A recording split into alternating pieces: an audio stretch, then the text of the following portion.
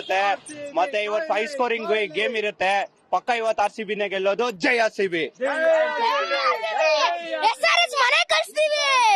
ಈ ವರ್ಷ ಏನಾದ್ರು ನಮ್ಮ RCB ಕಪ್ ಗೆದ್ರೆ ಗಾಡಿನ ಜೀವ ಕೊಟ್ಬಿಡ್ತೇವೆ. ಯಾಕಂದ್ರೆ ತುಂಬಾ ಜನ ಕಷ್ಟ ಬೀಳೋದು ನಾವು ನೋಡ್ತಾ ಇರ್ತೀವಲ್ಲ. ನಮ್ದು ಕಷ್ಟ ಐತೆ, ನಾವು ಆ ಥರ ಏನು ಹೇಳಂಗಿಲ್ಲ.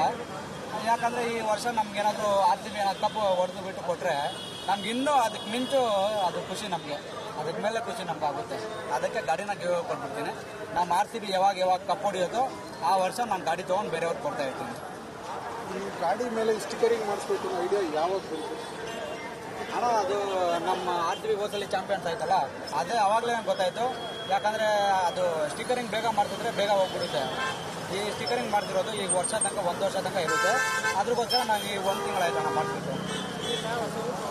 ಈ ಸಲ RCB ಗೆದ್ರೆ ಯಾರು ಕೊಡಬೇಕು ಅಂದ್ಕೊಂಡಿದ್ದೀರಾ ಗಾಡಿ?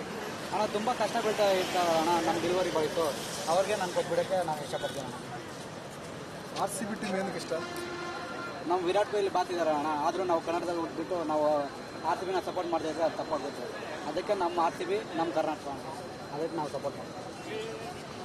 ಈ ಸಲ ಕಪ್ ನಮ್ಮದೇ ಆಗುತ್ತೆ ಅಂತಿದ್ದೀರಾ? ಇನ್ ಕೇಸ್ 100% ಈ ಸಲ ಕಪ್ಪು ನಮ್ಮದೇ ಅಣ್ಣ, 100%. ಈ ವರ್ಷ ಮುಂದಿನ ಸಲನೂ ನಮ್ಮದೇನೆ. ಯಾಕಂದರೆ ಆ ಥರ ಪ್ಲೇಯರ್ಸ್ ಇದ್ದಾರೆ ನಮ್ಮಲ್ಲಿ. ಬೇರೆ ಟೀಮ್ ಅವ್ರು ಭಯ ಬೀಳ್ತಾ ಇದ್ದಾರೆ. ಈ ಫಸ್ಟ್ ಮ್ಯಾಚಿಂದ ಅವ್ರು ರಿಪ್ಲೈ ಕೊಡಬೇಕು.